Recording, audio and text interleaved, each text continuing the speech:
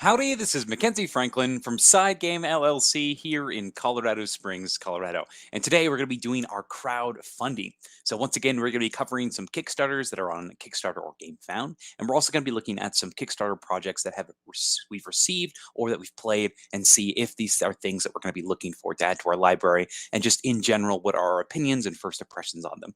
So that being said, let's go ahead and jump into things. So the first thing that I want to talk about is a huge Kickstarter project that is right now, and it looks like it's about to cross that 1 million mark, and that's going to be Voidfall. Now, Voidfall is by a pair of designers that I'm really enjoying right now, particularly with their design of Imperium Classics and Legends. So this is Nigel Buckle and David Turchi. Now, this is a huge 4X game where you play as a faction of some sort that is going to be trying to control areas to produce resources in order to develop technologies. So it's everything that you see in a huge game like this, but it's in a Euro style. So that means the combat is going to be more calculated. It reminds me of something like Inish, where you kind of know who's going to win. There's none of those special cards that can be activated in the combat. You also are going to have a very straightforward achievement system, but it's all based on specific actions. So before we go into the page, I do want to cover how the game plays and how the game works. So the way that I want to kind of do this here is by looking at a specific video, and it's just got a kind of good overview of it. Now, I'm not going to read the video or anything like that, but I just want to show you some stills from this video, and it's actually going to be from the channel Before You Play. Now, out of all the videos that are on the page, it's the one I recommend the most. It is very straightforward. It tells you kind of the bare bones of the game, and I think that's important if you're looking to back. So if you aren't familiar, this channel is very solid. Before You Play, I would check them out. Now, this card in particular is going to be the main driving force of your actions in the game of Voidfall. So Voidfall here has you, in each round, you're going to be selecting cards from a hand, an identical set of cards, and you're going to be picking two options on each of these cards. And so you have to pick different options. You can't repeat the same one, but this is what's going to be driving your actions. So you pick two of the actions, and then based on your priority order, which is this number in the bottom here, you're going to be resolving those actions. So all of these actions allow you to do different things. Now, I'm not going to go into extreme detail, but that's kind of the main mechanism here. You're going to be choosing the actions, and that's going to allow you to interact with the board. Now, the board itself looks something like this. You'll have lots of these hexagonal shapes, and on your turn, you're going to be interacting with them in different ways. Now, one of the actions allows you to put out these gears onto the board, and they essentially increase your production. You have to put them on areas you control. You can also produce, which means that you get resources, and you have this fancy, nifty dial here, and you're going to be tracking your production and your actual resources on there. So really nice components here. You also have combat actions where you're going to be attacking back and forth, and this is more of a battle of attrition. So it's just, do I have more dudes than you? Nice. I could just go back and forth. Now, based on certain things like technology, which is another action, you get these technology cards that may increase your combat power. And then you have another action where you're able to get these end of round scoring objectives. And I really like this system because for each technology and each end of round objective you take, you actually have to increase your maintenance cost essentially at the end of every round.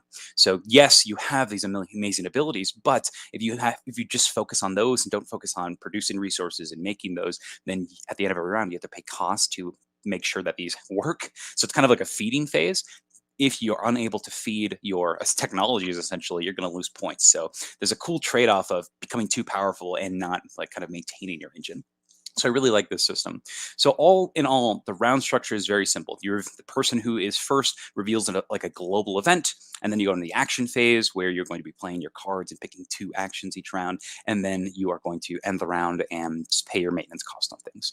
And that's really it. There's definitely going to be a lot of complexity in these actions and the way they turn out. It really reminds me of the scope of something like Anachrony, where there's a lot to do, but the actions themselves seem very simple, very straightforward, and very manageable. So lots of interconnectedness, and the variability and the crazy combos and crazy complexity is going to come from the cards, which I appreciate because I think that that makes this one of these heavy games that's easy to learn, but has a lot of things that could happen. And I think that's one of the best things about the design of Anachrony. So I really like this, and I enjoy where this is going to be going. So that being said, let's go ahead and go back to that Kickstarter page and see exactly what is offered here and what things are exciting and why you might want to back it. Now, as I said before, this is pretty much almost breaking that million point right now, and it still has 2 weeks to go, which is amazing. So that design team is definitely going to be huge here. If you do back now, you do get the special galactic box, which is just going to be a big storage container that has really nice organized trays. So think something like the Infinity Box for Anachrony. So really nice there. You also have solo and cooperative in addition to that competitive mode. So instead of fighting the other players, you're also fighting the Voidborn, which are this NPC faction. So when you go to the full cooperative mode, like you're kind of working together to defeat them and accumulate more points than them. Now, in addition, one thing I forgot to mention in the gameplay is the Voidborn exist in the main game, which is really cool. And if you control areas that have the Voidborn there, you actually take the Voidborn tokens that you've defeated, and you have a couple of choices. You either put them onto your board and get these negative abilities, which is pretty insane, or you can put them onto some of your scoring conditions and you'll lose out on those. So by conquering more areas, once again, it's tapering your strength, because the more areas you conquer, the more negatives and passive debuffs you're going to be getting. So you got lots of things to consider. And I really like that, how you're constantly changing and progressing based on how many things you're taking out, but vice versa, you're also taking on all these new restrictions and stipulations and maintenance costs. And I really like that system here. It seems very straightforward. Now, their big thing here is that the gameplay is all non-luck based. I think that's great, and you could definitely see that in the cards. Everybody knows what everybody has, but it's that prediction aspect in those action cards, which I think is cool. You also have the huge amount of replayability here with the vast amount of tiles. You're going to have a lot of these goal cards and technologies that'll show up, as well as the players will each have their own kind of achievement boards and ways to level up as you play. And you'll actually, very similar to something like Novaitis Renaissance, or what's it called? The one by Monolith, where you slide in the things, the ability cards, and the thing just snaps on over it. It looks so nice.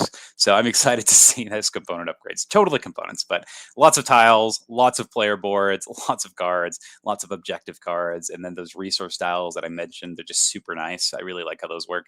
And then you have the Voidborn themselves. You've got the corruption markers here, lots of different resource buildings, and then all of the player boards and components. So right now, if you are backing, you have all these stretch goals that exist. You have scenario-based gameplay. You have new factions, many new factions, and then the galactic box is going to come with those storage things as well as upgraded components. So your miniatures are going to be upgraded. You have some metal components. You also are going to have new different types of dice, thicker tokens, and painted metal things. Oh, it just looks so nice. So naturally, this one, we're going to be getting the metal set, because I do think it's just that quality. If you're going to be playing a game for a long time like this, then you want it to be something that you're going to continuously want to play and pull out. And having those painted things, I think, are things that are like, okay, this is a gorgeous game in addition to be solid gameplay wise. So let's go ahead and give it a try and pull it out. So naturally, this is the only game that's on Kickstarter right now that we are going to be backing. And I think that's why it's the only one I'm talking about this morning, because I do think it is that good. I'm excited. This team of designers has proven to me that they are wonderful. They have proven to me that they know how to construct a design. They know how to make a very good competitive game. They know how to make a very good solo game, and I'm excited to see how they make a cooperative game now. So I'm excited to see what this design team can do. I think that the system is very simple, as you can see here, just simply taking those two actions and then seeing how they pan out. So I'm excited for this one. Please let me know in the comments if this is something that you're looking forward to, if this is a game that you have any interest in, or if it might be a little too on the heavy side for you. For me, the iconography may look threatening, but it seems like this has a very solid system that is going to evolve as you play, and that should be fairly easy to actually learn. So I really like this. I'm excited. I can't wait for Voidfall. So super cool. That's the first game we're talking about, is Voidfall. Now, with that being said, we're going to go ahead and jump into the next part of the video here. And this one is going to be about the games that I've played that have come from Kickstarter. And what to start with here, we're going to be starting with Hate. Now, Hate was a very ambitious project. And this came out, I think, about 5 years ago. 5 years ago, Hate was on Kickstarter. And people made a lot of fun of this campaign, particularly because of the trailer. The trailer was very hardcore and intense. It almost took itself too seriously. And I think the Root campaign even saw this and made their own kind of like a parody video of it with the cute woodland creatures for root. So I thought that was really funny. But this world, my friend Michael introduced this to me, and he basically told me that the artist Adrian Smith here, he's incredible. He does all the work for like Ankh and Blood Rage, and he has his own comic world that he creates. But he wanted to make a game, and in his words, if Adrian Smith asks you to make a game, you let him make a game. So they got a bunch of designers together and built Hate around his ideas. Now, Hate is a huge skirmish campaign, essentially. So when you play Hate, you take control of a tribe, and these tribes here all have a bunch of warriors, shamans, different characters, princes. And the way it works is you are going to be one after another based on how many players are playing in this epic campaign. You're going to be fighting battles. And the cool thing about this is if you play 2, 4, 6, you can have these battles running at the same time. So you pick who you're fighting, you choose kind of your restrictions and your fights and what you're doing. You choose a scenario. And based how well you do on the scenario, you're going to be getting resources and upgrades that are going to carry on from round to round. And so this isn't a game where you really care super much about, using all your resources and destroying the opponent in the single battle. You are playing the long game. Now, with that being said, when I learned this game, we only did play a single scenario because I was very curious to see how the combat system worked, how everything just flowed in the game. And I think I got a really good grasp of what exactly this game could be. Now, the game itself is extremely simple. Let me go ahead and pull out another picture here for you. So the game is super easy. All you're going to be doing is you'll set up a scenario based on these big books, and these big pamphlets. And these pamphlets will have a layout of terrain, and the terrain is going to be you have these large 2D pieces, you have all of these characters in different areas, and then you have tokens that represent different things. Now, the card on the side will tell you what you're trying to do, whether it be you need to take out 6 of your opponent's people, or you need to collect so many resources, or you need to pillage huts. It's going to be based on the scenario. And the cool thing about it is the aggressor, the person attacking, picks the scenario. And it's going to be based on whatever location on your kind of objective skirmish map is. So at the start of each campaign, like your huge amounts of campaigns, there's going to be a big map, and you'll be fighting in each of these sections. Now, this scenario in particular, it looks like you have some person controlling the inside and then a bunch of people controlling the outside. And that's usually what happens is people will be trying to advance towards you. Now, when you fight, you're actually going to be taking your character cards down here, and you'll have a number of action points, these skulls, and you'll be putting those skulls onto your character cards. You can use 2 at a time, 2 characters a turn, and then you're basically out of actions when you run out of skulls. Now, that being said, whenever you activate your characters, you put the skulls on them, so you can only activate them once per round, even if you have more skulls. And then you will move them, and you'll do an action with them. And the action is you either attack, pick up a dead body, or attack, pick up a dead body, or you can pillage a house, one of the huts. And it seems extremely simple because it really is. When you attack, you roll attack dice, and all the attack and defense dice are the same. So you roll these, and the symbols on them are either swords for attacking that deals damage, defense, which are blanks when you're attacking, but they actually block when you're defending. And then the last thing that you can see are wilds, which can be any symbol, and skulls. And skulls are the action points. So if you're attacking with maybe a big character, you could use that character to just gain a bunch of action points instead of actually trying to kill something, which is kind of interesting. And it's also vice versa. It's kind of dangerous to attack these large health characters with lots of dice, because if you do, that defender is rolling a lot of dice, and they can also gain action points. So it's a very high risk to attack these heavier units, and a lot of times that might not be a good idea. You might want to just leave those heavy units alone because you don't want to give them extra actions, and they can only use them once a round, so it might be worth it. So that's the basic concept in a nutshell. You activate characters, you move them, you do their damage. They have values here on their little cards that are going to show what they actually do, how many dice that they roll, special abilities. But this is not a game where you have to learn a million keywords. I think there are only like 2 keywords in the whole game, and so that makes it really easy to manage. Now, that being said, let's go ahead and look at another thing that's going to kind of upgrade, and a thing that you can use as you fight, and that is the faction sheet here. So each of you are going to have these modifiers that you start the game with. You have these feats of strategy, and they are other ways that you can spend your skulls, and they're very powerful. They allow you to get re-rolls, they allow you to reactivate units, and they allow you to add additional dice to your actions. So it seems very straightforward, and that's because it is. And then at the end of each round, you'll have the opportunity to upgrade these feats of savagery, or you can even upgrade these extra spots here. You've got an oven and a torture pit. During the game, you can capture people, so captives, so you can go raid huts and steal families of people. It's terrible. But if you do, you get to kind of boil them and turn them into more resources or more victory points, and you kind of pick and choose what you take. It's pretty gruesome, and that's one of the main things that you're trying to do as well in these different fights is you're trying to get resources or victory points. And if you get those, you take the lower of the two at the very end of the game, and that is your final score. So that's really the goal here, is to get points and resources. And so as you play, you want to be doing those things. Now, overall, my opinions of Hey, I think the combat is very straightforward, very simple, and maybe to me it might be too much of a detriment because the setup is still pretty intense. You got to get out all these factions, you got to get all these units, but it is fun. It's fun. I don't mind a game that has a lot of setup if the gameplay is fun. So I really enjoy that.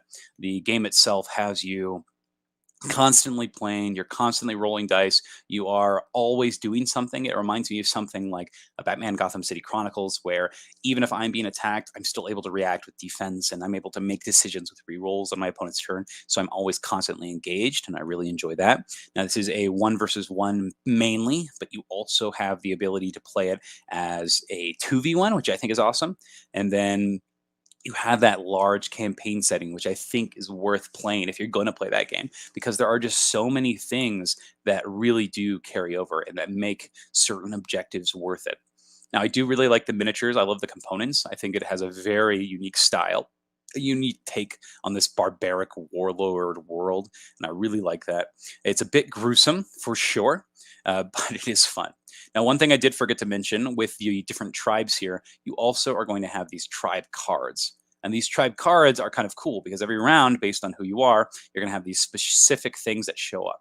And you're going to have 2 cards that show up on the board. And every round, you have the ability to activate 2 of those things.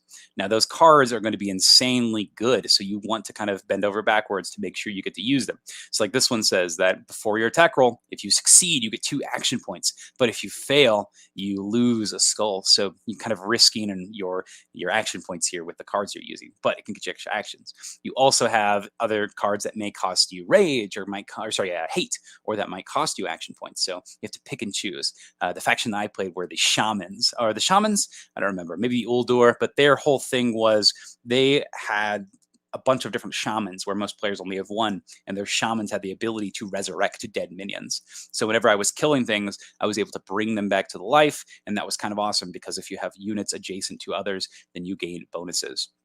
So I really like the different characters here. I like how they feel. And as I said, positioning actually matters in this game because if you have these characters, your champions or your warriors next to your targets, you get like a flanking bonus. And every time you attack them, your support dice are also added to the attack. So it helps to group up your characters onto enemies. It's a really neat system. As I said, it's very fun. You're going to be constantly moving around and punching people and just really tearing things as you're trying to go from objective to objective. I think it's really well done. Now, one last thing that I didn't cover here are not just the resources, those passive abilities on the player sheets. You're also going to have these transparencies that are going to slide onto your unit cards. So every time that you fight and every time that you have an option to spend for upgrades, you can also get these transparencies, and they're going to go on top of your unit cards.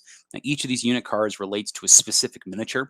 So this is the blue Warrior 3 for the specific faction. You're going to actually take this transparency, and now you have this new ability that slots in over these things. They could be positives, but you have to be careful where they're sliding over, because if that symbol slides over another symbol, you lose that other ability. So it might be impossible or really disadvantageous to upgrade specific cards with specific upgrades. Now, that being said, there are also some upgrades that you can use. Like I have this, the shamans had a ability where the upgrade was awful, but if your character died, it got to give that upgrade to somebody else permanently. There was no way they could take it off. And that is so cool that not only are you able to upgrade your own cards, but you can upgrade other players' cards, and those units are upgraded forever. And so for the rest of the campaign, that unit has that ability. So it's very important to get these things done. And that being said, killing people is also extremely insane, because if you kill somebody and you carry them off, that character is gone for the rest of the campaign. So it's every battle matters. every fight matters, and you're trying to incrementally win while making sure that you have enough units to push you through. So I can see this game being extremely brutal, being extremely unforgiving, because one bad roll or one something might really tip it over one way. I think in this campaign setting, especially though with 4 or 6 players, though, I think that this could be healthy because everybody understands the meta. Everybody is going to be able to fight and make good decisions based on who's in the lead, and it should be pretty clear. Like, oh, Mackenzie here, he only has 7 dudes left. He's really not that big of a threat. We should really punch down, this other guy over here. Make sure that he is also losing his strength. So I'm going to try to focus on just gaining resources and gaining points instead of killing units when I play against Mackenzie. So you have lots of cool choices here. And hate is a cool experience. I think if I were to play this again, I'd want to play it in that large tournament setting, but I was very excited with it. I don't think it's one that we need to own because it does take that commitment to play. You need to play it in that large setting to really get the gravitas of the upgrades. But I think that I'm happy that I have a friend that owns this, because if I want to play it myself, I can go ahead and jump in. But who knows? Maybe this is one, if somebody wants to play a large campaign of this, I'd be happy to host that. That'd be awesome. But for right now, not going to be looking to pick this one up. Now, if you're looking to pick up this game, because it is a fun game, but I think you need to have that right setting. If you're looking to pick it up, this is supposed to be a Kickstarter exclusive, but it's actually on miniaturemarket.com right now. So you can actually go ahead and buy this. Apparently, Simon had a lot of these left over in the warehouse, and we're able to give them to Miniature Market to distribute. So they do have the core game here. It's for 130. So it's a little bit of a markup from the base price, but you're getting a brand new copy of the game. You also have the expansions here, everything but the Varnash, I believe. So you have the Mother, Prophecy, the Tribe of Saras, all of the 3D bits. Now, I will say the one thing that I was really impressed with were these 3D plastic huts. Like right off the bat, these look so ugly. Like just looking at the picture, these look awful. But in person, they look pretty dang good. I was really surprised how well these miniatures look. And honestly, I shouldn't have been surprised because Simon does really good work with their miniatures. But that being said, you have all of the hate stuff on here except for that one faction, and that is going to be exclusive. If I were to recommend anything, I would recommend you get extra dice. And I would recommend that you get the different terrain pieces because I do think they make the game pop. And then I like all of the different tribes. They all bring different ability cards and different effects. So I'd recommend that you pick those up if you're going to jump into hate, especially if you're playing with a huge group of people. It'll be nice to have that variety and that picking. So excited, lots of cool things here. That's hate. And those are my opinions on it. Now, the next game that we're going to talk about is a very different but kind of similar game. This is another 2-player head-to-head style of game, and this one is all about magic and sorcery and clever card play. This is Sanctuary: The Keeper's Era.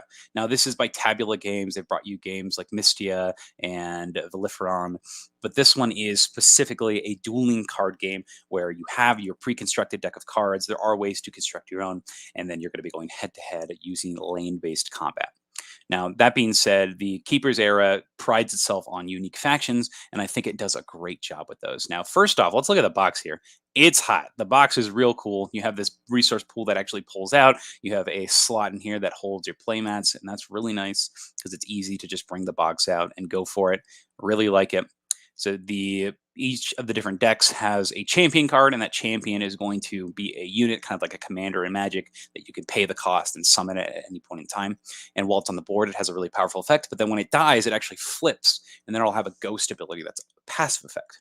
So really neat system here. The tokens look good. The cards are pretty. They do a good job with putting the art front and forward. And I really like that. And the Kickstarter edition is really nice. It has tuck boxes for all the factions, and they fit all, I believe, sleeved cards, which is super nice. There's also a solo mode and a solo mode here that has you fighting against these large, I forget what they're called, entities, avatars. That's what they're called. You're fighting against these avatars here and just doing your best to take them out.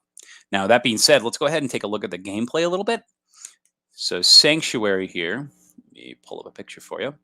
So Sanctuary is, as I said, it is lane-based combat. So you're doing your best in order to put your units on this board here. And at the end of every round, you're going to send all of your unexhausted units to attack. So everything in the top row here is going to attack everything to the left of it. Or sorry, everything in the top row is going to attack everything on the other side. So if this was my turn and I was the green player here, I'd be using my actions, play my cards, and then at the end of the round, everything that's in this top row is going to attack everything in the back. And you're trying to be attacking these large, sanctuary points at the back. So once you defeat all 4 of these sanctuaries, you win the game. So that's your whole purpose. Get people out, attack those back areas. So it's a very straightforward system here. Now, when you summon the characters, you have to be careful where you summon them. If you put them in the top row, they're going to be attacking. If you put them in the back, though, they defend, which is super important. Because if you are attacking and there's no characters to defend, you just simply do the damage straight to the sanctuaries. And that can be detrimental because that is the win condition.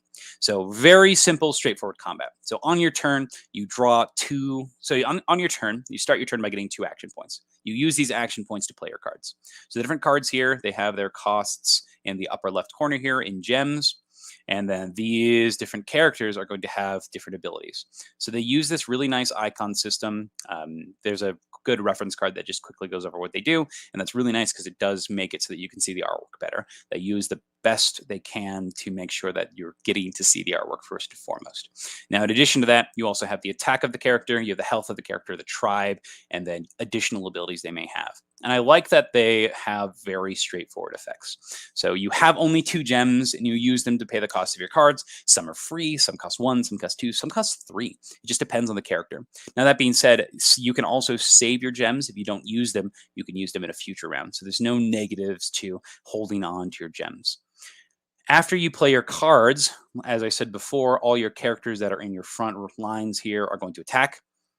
And then you'll unexhaust all your cards. So you attack and then unexhaust everything. So when they're unexhausted, that means they can defend and they can attack back. And then after you've done that, you decide how many cards in your hand you want to discard. So you'll discard as many as you want and then draw back up to hand size, which I think is 5. So you do that every single turn. Now, how does the game end? The game is going to end when somebody has all 4 of their sanctuaries destroyed, or if you've run out of cards at the end of every one of your turns, instead of drawing cards, you just destroy a sanctuary. So there is a penalty to burning through your deck too fast, so it can be kind of unfortunate if you do that. And that being said, the sanctuaries themselves at the end of every round, they're going to basically power up. So each of these sanctuaries has a marker at the bottom here. So see how it goes from 1 to 5. At the end of every round, it'll tick down 1. And each of these sanctuaries has a different starting position because they are going to degrade at a different rate. So once they fully degrade, they're going to unlock a permanent ability for you, which is really neat. So it might incentivize you to focus on protecting those early abilities, or it might incentivize you to protect the really powerful abilities because you want to make sure you get those effects. And I really like this system. I think it makes a lot of sense. I think it rewards clever play, and it allows you to prioritize and go down different strategy paths on what you want to protect and what you want to keep alive. So I really like that system of the sanctuaries. And all in all, this game is easy to learn, easy to play, quick to play, and fun. It has lots of different things going on for it, and it's a great 2-player dueling game. It really reminded me a lot of Sorcerer, if you've played that game, where you have your faction and it's very interesting, except it does lack the variability. But that being said, we only play with the constructed decks. So I think the variability could definitely be there if you decide to go the route of, getting those 2 different decks and customizing.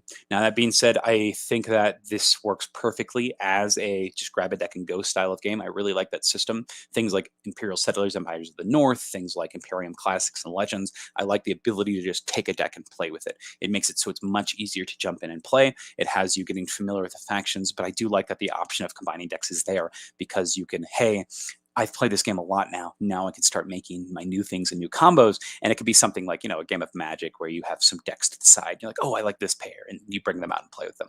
So I like this system. I like this idea. And I really like the lane-based combat. I love that everything is automatically done. I love that it's easy to track. I love the resource system where you have a consistent flow of income that's happening. And I love the card system. It reminds me of Marvel Champions a little bit, where you can keep your cards in hand, but you're not getting new options, but if you do dump them, you're going to get a penalty later on. So it's kind of a race with what you'd like to do. And so far, the factions that we've played with have all been very different. We had one faction that played against that was just very aggressive, and all their cards had hexproof, which means they couldn't be targeted by anything. So they were just straight up going for damage. And then the character I played was all about control, exhausting things, not destroying things, but exhausting things. That way they weren't able to attack or defend. Very powerful, very strong faction. And the thing that made it so good was that there was a card in the deck that actually had the ability to turn hexproof off. And hexproof means that you can't use any abilities on cards. And so my opponent's deck had all of those cards that were immune to those abilities. So it was very neat to see that back and forth play. But I'm excited. I want to play this again. This is one that I am I'm very excited to try more. So some big hits from this week were Voidfall. Super excited to try this. Those game overviews, once again, check before you play this channel. I think they have the best overview out of all of them to just understand what the mechanics are like, to see if it'll be something for you. And then Sanctuary, I'm very impressed with. I think that this is such a great 1v1 game. It reminds me of a good mix of Sorcerer and Hearthstone and all of these dueling games, but it's something that is quick to play and it's fun. It's something I enjoy and something that I'm going to want to try again. And I didn't even talk about the solo mode in Sanctuary either. Sanctuary solo mode, I've heard that it is not as good as a 2-player because it is more mechanical. A lot of your effects are ignored, which is unfortunate because that's the fun part of the game, but it is there if you want to play more of it. I have not played it myself, but once again, my friend Michael, he's the one who played this with me. He said that it's one that after he finished, he wanted to pull it out and play it again, and he did. That's very rare for him, as he constantly is playing new games, very much like me.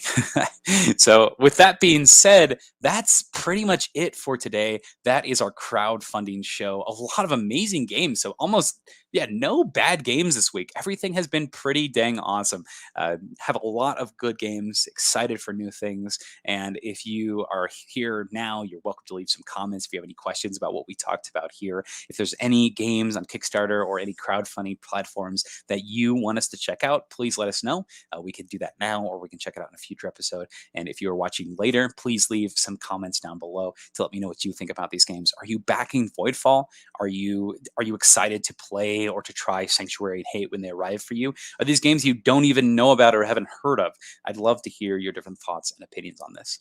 Now, if you are still here, the next week's episode, we're actually going to be covering some more games that are arriving. So the first game that was arrived this week was Tsukiyumi Full Moon Down. It kind of got here in the middle of nowhere. Had no idea it was arriving, but it did arrive. Played that yesterday, and then we're going to be playing the solo and cooperative modes this week. So I'll have a time to give my total thoughts next Sunday. So I'm excited to give my opinions on that one. Yeah, got some things to say about Tsukiyumi Full Moon Down.